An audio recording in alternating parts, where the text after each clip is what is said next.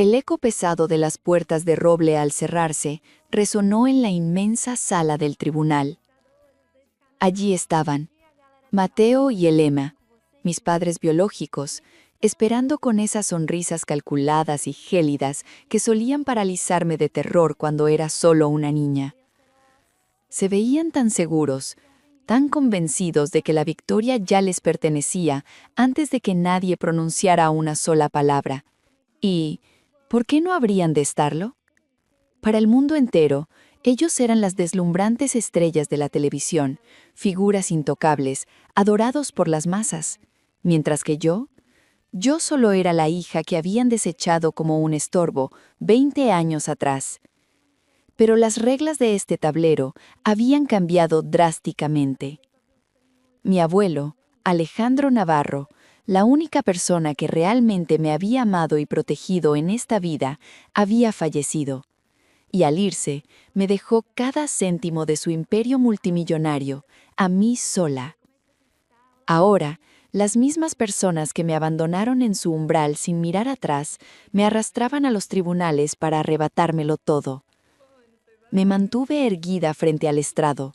Podía sentir el latido de mi propio pulso, tan fuerte y constante que parecía rebotar contra los muros de mármol frío. El juez, Rodrigo Castillo, levantó la vista de sus documentos. Me observó detenidamente por unos instantes. De pronto, un destello de reconocimiento cruzó su rostro curtido. Se quitó las gafas lentamente y con un temblor atónito en la voz, murmuró: «Un momento, ¿es usted ella?». El silencio que siguió a esas palabras fue absoluto, casi ensordecedor. Desde mi lugar, pude percibir cómo la confianza barnizada de mis padres comenzaba a resquebrajarse. La verdad que habían enterrado bajo años de fama y mentiras estaba a punto de salir a la luz. Antes de continuar y llevarlos a los recuerdos de aquel verano que lo cambió todo, me gustaría hacer una pequeña pausa. Decidme, ¿desde qué ciudad del mundo estáis escuchando mi historia? Dejadme vuestro comentario abajo. Los leo a todos. Para entender lo que ocurría en esa sala, hay que retroceder 20 años en el tiempo. Aquel fatídico día, yo apenas tenía 5 años. El sofocante sol de agosto caía a plomo sobre los inmensos jardines de la finca familiar, marchitando todo a su paso, excepto el frío vacío que ya empezaba a instalarse en mi pecho. Mi madre, Elena, se agachó frente a mí. Su impecable vestido de seda blanca ondeaba con la brisa seca, y el perfume a jazmín que desprendía se adhería a su piel como una promesa falsa. «Pórtate bien con el abuelo, cariño», murmuró. Intentaba esbozar una sonrisa, pero sus labios pintados de un rojo demasiado brillante temblaban, y sus ojos estaban completamente secos. A pocos metros, mi padre, Mateo, golpeaba impacientemente el capó del coche con los nudillos. «Venga, Elena, vamos a perder el bueno», la apremió con frialdad. «¿Vuelo?», pregunté, aferrándome a la tela de su vestido con mis manitas. «¿A dónde vais? ¿Puedo ir con vosotros?». Por una fracción de segundo, ella se quedó paralizada. «Es solo un viaje rápido de negocios, mi amor. Volveremos muy pronto». Pero incluso con la inocencia de una niña, noté la grieta en su voz. No me abrazó, solo se inclinó lo suficiente para que sus pendientes de diamantes rozaran mi mejilla, depositando un vacío beso en el aire. El sonido de sus tacones alejándose sobre las baldosas resonó como la cuenta atrás de una bomba. La puerta del coche deportivo se cerró de golpe. Los neumáticos crujieron contra la grava del camino y aquel vehículo plateado desapareció tras las enormes verjas de hierro. Corrí detrás de ellos hasta que los pulmones me ardieron, hasta que mis pequeñas piernas no dieron para más y caí de rodillas. El sabor a polvo y humo de tubo de escape se quedó atrapado en mi garganta. Grité sus nombres, pero la única respuesta que obtuve fue el silbido del viento caliente y el eco lejano de las cigarras. Y entonces, en medio de mi llanto desconsolado, una mano grande, firme y familiar, se posó sobre mi hombro tembloroso. Era mi abuelo, Alejandro Navarro. Se arrodilló a mi lado con una presencia silenciosa, pero inquebrantable. Él era un hombre que jamás hablaba por hablar. Cada una de sus palabras tenía peso y significado. Sus ojos grises se llenaron de infinita ternura mientras me sacudía la tierra de las rodillas raspadas. «No tienen idea del tesoro que acaban de perder, mi pequeña», susurró, con una voz que mezclaba el dolor profundo y un amor inmenso. Hizo una pausa. Levantó mi barbilla con delicadeza hasta que nuestras miradas se cruzaron. «Jamás volverás a sentirte rechazada», me prometió. Me tomó en sus brazos como si yo no pesara nada y me llevó de vuelta hacia el interior de la mansión. Al apoyar mi cabeza en su pecho, el latido pausado de su corazón fue apagando el pánico que aún rugía en mi interior. Ese fue el primer instante de todo el día en el que me sentí verdaderamente a salvo. Esa misma noche me senté en la enorme cocina de la finca, balanceando las piernas sobre el suelo de terracota. Él estaba de pie junto a los fogones, preparándome un espeso chocolate a la taza, sin personal de servicio, sin lujos innecesarios, solo él y yo. «Con un poco de canela extra, ¿verdad, Isabela?», preguntó, esbozando una leve sonrisa. Asentí en silencio, con los ojos aún nublados por las lágrimas. Más tarde, al arroparme en la cama, la casa me pareció demasiado grande, demasiado callada. El rítmico tic-tac del antiguo reloj de pie en el pasillo sonaba como los pasos de quienes nunca iban a regresar. «¿Volverán algún día?», le pregunté en un susurro. Mi abuelo dudó un instante, luego acarició mi cabello con suavidad y dijo: «Isabela, hay puertas que una vez cerradas es mejor no volver a abrir jamás». Antes de apagar la lámpara de la mesita de la noche, añadió con voz sosegada: «A partir de hoy ya no tendrás que perseguir el amor. Ahora el amor vive exactamente aquí». En la penumbra de aquella habitación me aferré a su mano y creí en cada una de sus palabras. Esa fue la noche en la que dejé de esperar a fantasmas del pasado y empecé a pertenecerle a alguien que realmente decidió quedarse. Crecer bajo el ala de un magnate como Alejandro Navarro estaba muy lejos de los clichés que muestran las películas de Hollywood. Su imponente villa, anclada en los escarpados acantilados de la Costa Brava, vigilaba el Mediterráneo como un centinela solitario. Sin embargo, de puertas para adentro, no había fiestas extravagantes ni un ejército de sirvientes revoloteando a nuestro alrededor. El ritmo de aquella casa era austero, metódico y, sobre todo, lleno de propósito. Cada mañana, a las 6 en punto, 2 suaves toques en mi puerta anunciaban el inicio del día.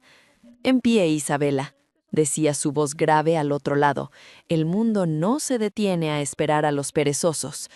Yo bajaba arrastrando los pies hacia el comedor, donde él ya me esperaba con un café solo y humeante, y la prensa nacional desplegada sobre la mesa de caoba. «Lee el titular», me ordenaba, dando un ligero golpe al papel. «Y ahora dime, ¿qué es exactamente lo que nos están ocultando?». Al principio, yo solo era una niña intentando terminar sus cereales, pero con los años su lección echó raíces en mi mente. Me enseñó a no tragarme ninguna historia solo porque estuviera impresa en letras de molde. «La verdad, Isabela», solía decirme, «siempre se agazapa bajo la superficie. Solo se revela a quienes tienen el coraje de escarbar». Él dirigía Industrias Navarro, un coloso del transporte marítimo que conectaba continentes enteros. Pero para mi abuelo, la integridad pesaba infinitamente más que los ceros en su cuenta bancaria. «La riqueza es como beber agua salada del mar», me advirtió una tarde. «Cuanta más tragas, más sediento y loco te vuelves. Asegúrate de que tu sed valga la pena». Cuando cumplí 16 años, los fantasmas regresaron. Vi los rostros de mis padres parpadeando en la pantalla del televisor. Estaban paseando por una alfombra roja en Madrid, deslumbrantes, promocionando un nuevo reality show sobre la redención familiar. Mis nudillos se volvieron blancos de tanto apretar el mando a distancia. El abuelo entró al salón sin hacer ruido. Miró la pantalla y luego a mí. ¿Los echas de menos?, me preguntó. La rabia me quemaba la garganta, pero mi respuesta fue gélida. Ya no. Él asintió lentamente. Bien, añorar a quienes decidieron marcharse es como quedarse mirando una puerta blindada. Te perderás a todos los que aún tienen los brazos abiertos. Esa misma noche me entregó un cuaderno de cuero marrón, de lomo gastado, para que guardes tu verdad, porque un día el mundo intentará reescribirla. No se lo permitas. No tenía la menor idea de que aquel viejo cuaderno se convertiría en mi única armadura. La mañana que su corazón dejó de latir, el mundo entero perdió su eje. El mar frente a la casa estaba inusualmente en calma, como si también contuviera la respiración. Lo encontré en su despacho, con la cabeza inclinada sobre su escritorio de nogal y las gafas a medio caer sobre las páginas abiertas de su diario. La última frase que su pluma trazó decía: «La verdad, en manos equivocadas, se vuelve veneno». No lloré de inmediato. Me quedé paralizada, observando al coloso que había llenado cada vacío de mi existencia. Y entonces el dolor me atravesó el pecho, afilado, despiadado e insoportable.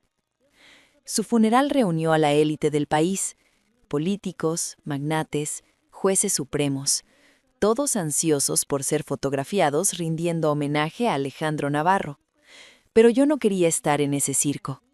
Yo solo quería una hora más con él, una última taza de chocolate caliente.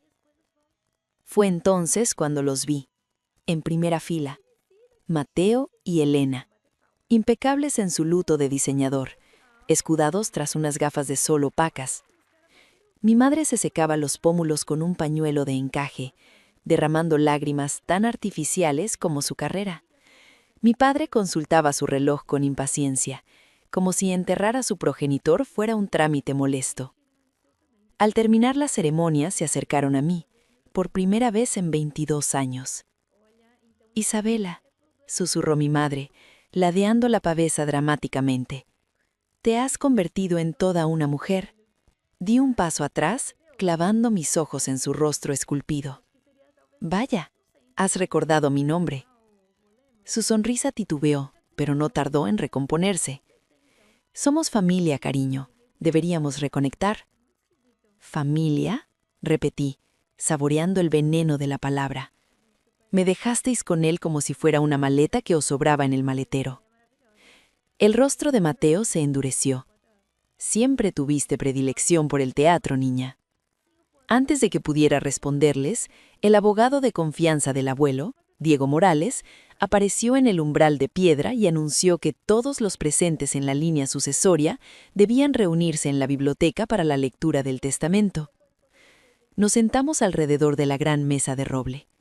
El ambiente se podía cortar con un cuchillo.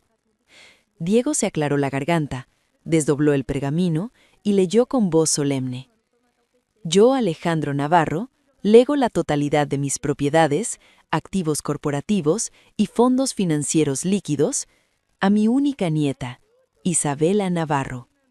Un jadeo ahogado inundó la sala. «Eso es una aberración», chilló Elena, perdiendo toda la compostura. Mateo golpeó la madera barnizada con el puño cerrado. Mi padre estaba senil, no estaba en sus cabales.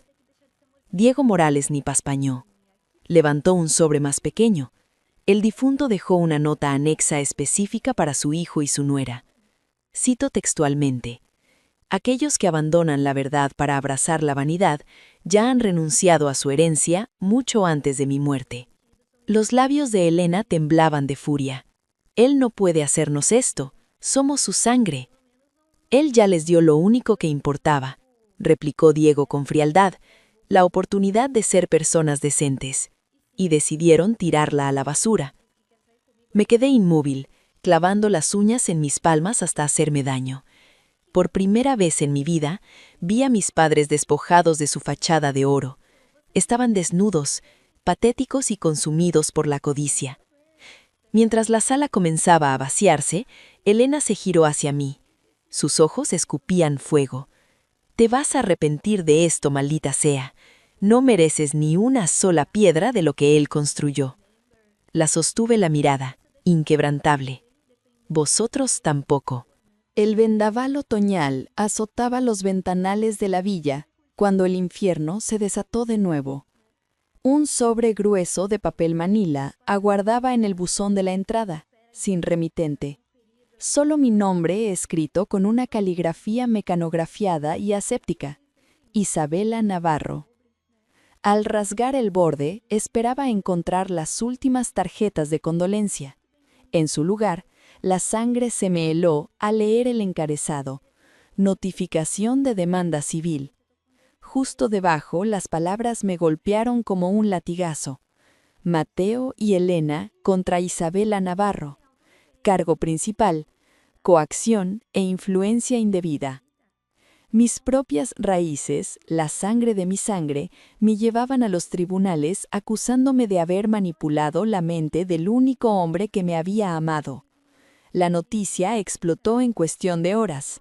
Al caer la noche, los titulares de la prensa sensacionalista gritaban el mismo escándalo a los cuatro vientos: la heredera maldita, demandada por sus propios padres por el Imperio Navarro. Los paparazzis rodearon las verjas de la finca como una bandada de buitres, con los flashes de sus cámaras rasgando la oscuridad de la Costa Brava como relámpagos furiosos. A la mañana siguiente, mi abogado, Diego Morales, me convocó de urgencia en su despacho de Barcelona. Su voz mantenía esa calma clínica que solo los años lidiando con el caos te otorgan. «Se están moviendo rápido, Isabela», me advirtió mientras deslizaba una torre de documentos sobre la mesa de cristal. «Alegan que aislaste a tu abuelo, que interferiste en sus decisiones médicas y que lo presionaste psicológicamente para cambiar su testamento en el último momento». Una carcajada amarga, desprovista de humor, brotó de mi garganta. ¿Que yo le aislé? Diego. Él era quien me protegía de ellos, no al revés. Diego exhaló despacio. He visto disputas familiares atroces, pero unos padres demandando a su propia hija por una fortuna de esta magnitud, esto es un auténtico lodazal. No son mis padres, sentencié con la voz apenas por encima de un susurro. Son dos completos extraños unidos a mí por una simple coincidencia biológica.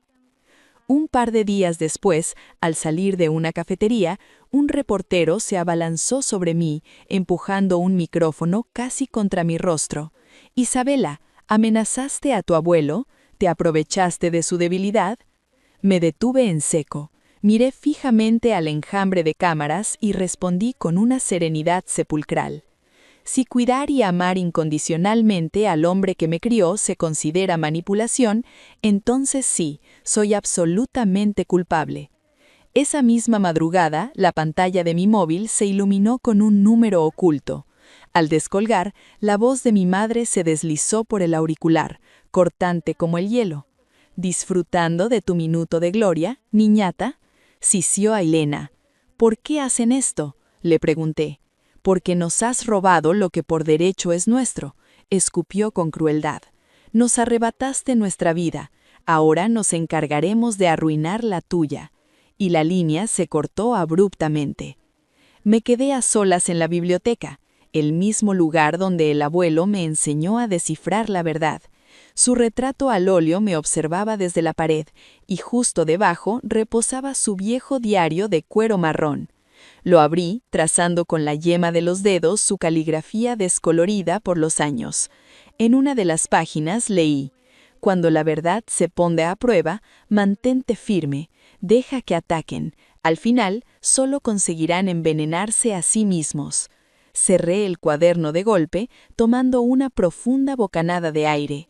El miedo al escándalo seguía ahí, latiendo bajo mi piel, pero por encima de él comenzó a arder algo mucho más poderoso: determinación. Si querían guerra, la tendrían, pero habían subestimado a su oponente, habían elegido pelear contra la Navarro equivocada. El día de la primera vista oral, el cielo sobre Barcelona amaneció plomizo, encapotado, como si presagiara la tormenta que estaba a punto de desatarse en el Palacio de Justicia. Las escalinatas del tribunal eran un hervidero de periodistas hambrientos de sangre. No sabía de quién sería la reputación que moriría esa mañana, si la de ellos o la mía, pero yo había terminado de huir.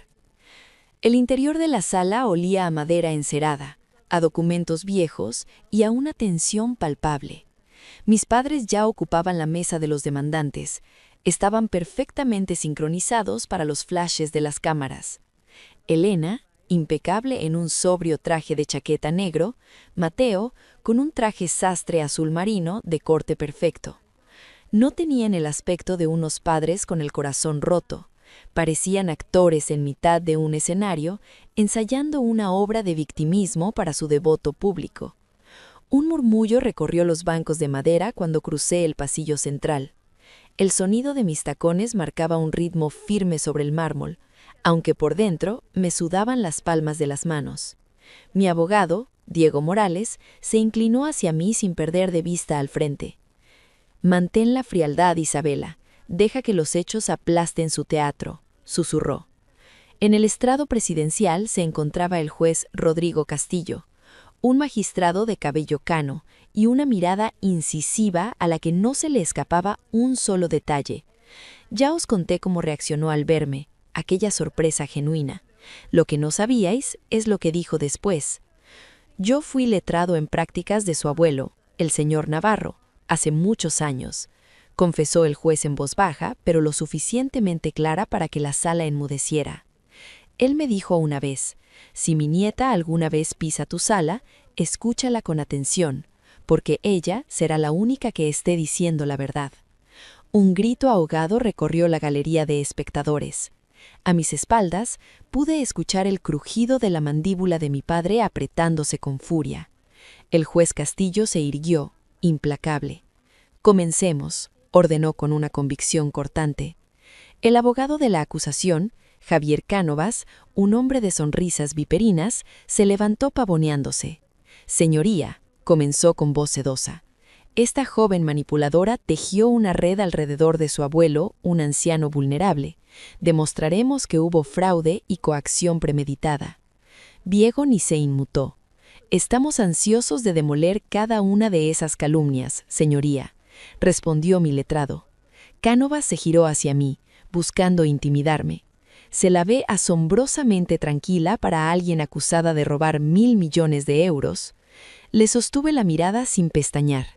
«La compostura no es un síntoma de culpa, señor Cánovas, es el reflejo de tener la conciencia limpia». Un murmullo de aprobación vibró entre el público. El viento empezaba a cambiar de dirección. Durante las siguientes horas, el equipo legal de mis padres lanzó artillería pesada. Correos electrónicos sacados de contexto, testimonios comprados de antiguos empleados rencorosos, frases sueltas distorsionadas. A cada golpe, Diego Morales respondía como un muro de hormigón. Historiales clínicos impecables, peritajes psicológicos y testigos cuya lealtad a la integridad de mi abuelo era insobornable. Pero el ataque más visceral llegó cuando Elena, mi madre, subió al estrado de los testigos. Su actuación fue digna de un premio de la Academia. Nosotros solo queríamos recuperar el tiempo perdido con nuestra hija, gimoteó, presionando un pañuelo de seda contra sus ojos secos. Pero Isabela nos bloqueó el paso, nos prohibió ver a mi suegro en sus últimos días. Solo intentábamos proteger el legado de la familia. Su testimonio resumaba un victimismo tan tóxico que casi se podía oler. Sin embargo, en mi mente solo resonaba la advertencia final de mi abuelo: la verdad en manos equivocadas se vuelve veneno. Y lo comprendí.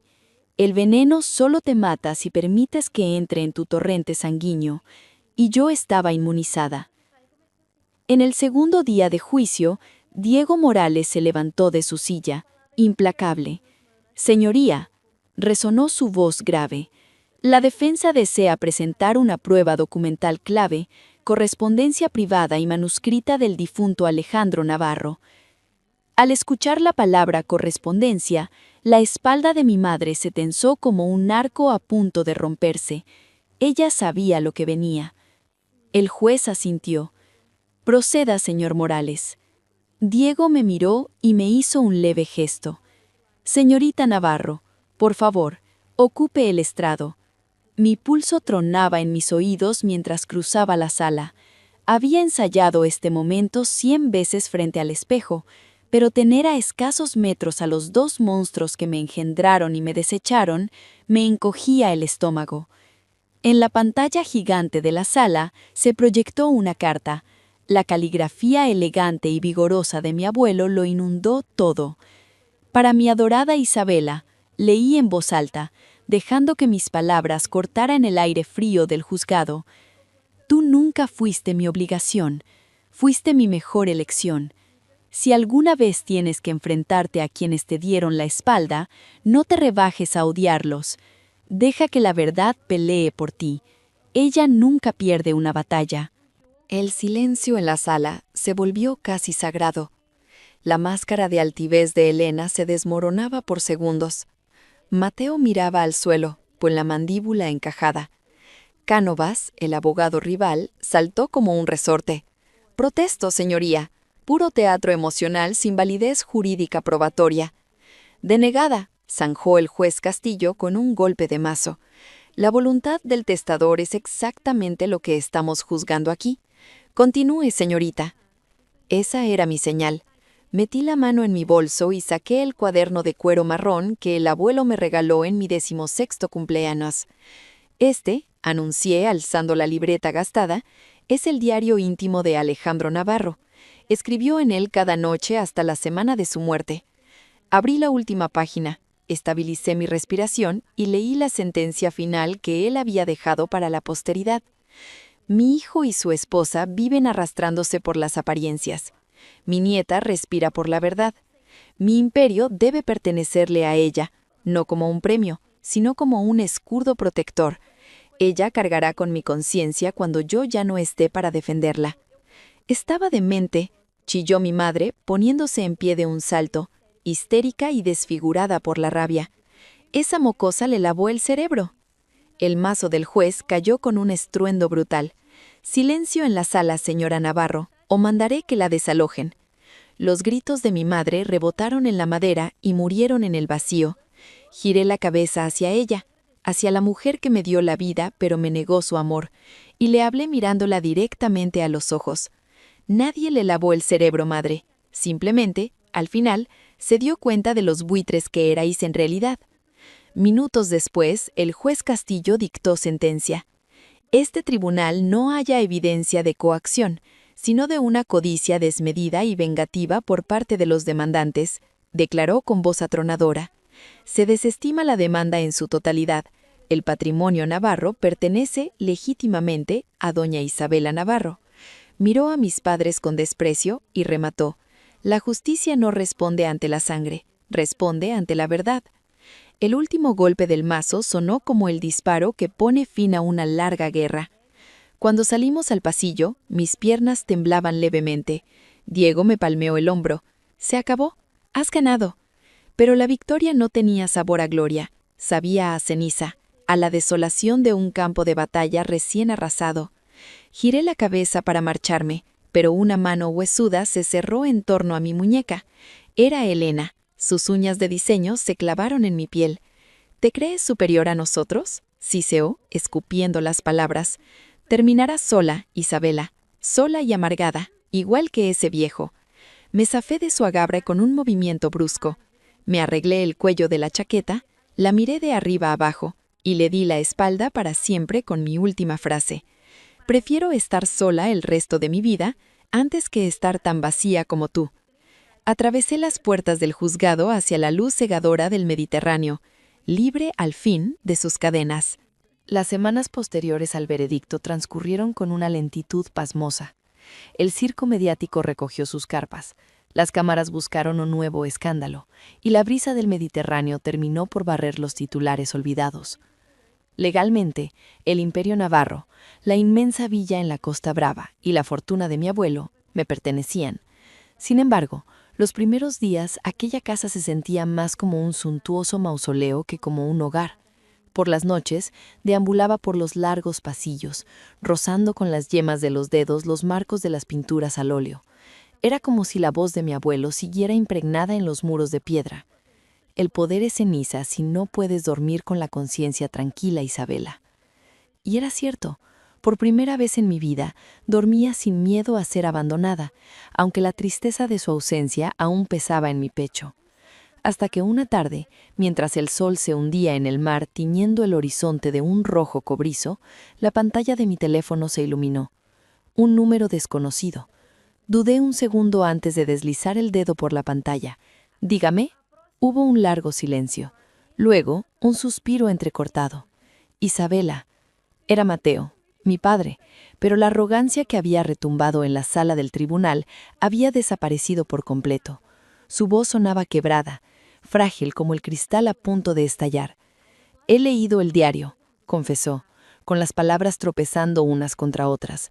«Las notas de mi padre. Me negaba a creerlo, pero no pude parar de leer». Escuché cómo tragaba saliva al otro lado de la línea. Él escribió que me perdí en mi propia vanidad, que dejé de ser su hijo mucho antes de que firmara ese testamento. Cerré los ojos, apoyando la frente contra el cristal de la ventana. También escribió que nunca es demasiado tarde para enmendar el rumbo, le respondí en un susurro. Mateo dejó escapar un sollozo ahogado, desprovisto de cualquier filtro. «No te llamo para pedir tu absolución, Isabela. No la merezco. Solo necesitaba decirte que lo siento. Siento haberte dejado atrás. Siento haberte culpado de nuestros fracasos. Y, sobre todo, siento haberme convertido en el monstruo del que mi padre tuvo que protegerte». Sus palabras quedaron suspendidas en el aire. Eran vulnerables, desgarradoras y, por primera vez en mi vida, insoportablemente humanas. Ninguno de los dos habló durante lo que pareció una eternidad. Dirigí mi mirada hacia el jardín de rosas de la finca, las mismas rosas que el abuelo había plantado con sus propias manos tantas décadas atrás. El viento meció los pétalos y el silencio dejó de ser sofocante para volverse sanador. «No sé si algún día podré perdonarte de verdad», murmuré, finalmente, pero sé con certeza que el abuelo habría querido que al menos lo intentara. Escuché cómo tomaba una bocanada de aire temblorosa. «Me conformo con eso. Es muchísimo más de lo que me he ganado». Justo antes de colgar, añadió con voz ronca: «Tienes su misma mirada, Isabela, esa fuerza inquebrantable. Nunca te rindes». El pitido de la línea cortada marcó el final de la guerra. Me quité los zapatos y salí descalza a la terraza. Bajé los escalones de piedra y caminé sobre la hierba fresca, empapándome del rocío del atardecer. El sol acababa de desaparecer bajo las aguas del Mediterráneo, dejando la finca bañada en una cálida luz dorada. Llevaba conmigo el viejo diario de cuero. Lo abrí por la última página en blanco, acariciando el papel donde las palabras de mi abuelo habían trascendido a la muerte. La verdadera justicia no se dicta con un mazo de madera en un tribunal. Se forja en el corazón de quienes se niegan a corromperse. Una lágrima cálida resbaló por mi mejilla, pero esta vez no era de dolor, sino de una paz absoluta. «Lo he entendido, abuelo», le susurré al viento. «Jamás dejaré de creer en ello». Y en el suave rumor de las olas rompiendo contra el acantilado, casi pude escuchar su respuesta, un eco sereno, orgulloso y lleno de luz. «Entonces ya puedo descansar tranquilo, mi niña». En ese instante de quietud perfecta, tuve mi epifanía. La victoria en los tribunales solo me devolvió mi dinero, pero la capacidad de perdonar y de mantener intacta mi alma, esa y no otra, era la verdadera herencia que Alejandro Navarro me había dejado. Muchas gracias a todos los oyentes por acompañarnos en esta historia del canal Su Corazón Oculto. Si este relato ha tocado tu corazón, no olvides darle like y suscribirte para ayudarnos a seguir creando y compartiendo nuevas historias. También te invitamos a dejar tu comentario contándonos qué piensas sobre este caso y desde qué ciudad o país nos estás escuchando. Nos encantará leerte y sentirte cerca. Queremos recordarte que todo el contenido, los personajes, las imágenes y la voz de este video son ficticios y han sido creados con el apoyo de inteligencia artificial durante el proceso de producción. Gracias de corazón por estar aquí con nosotros y hasta la próxima historia.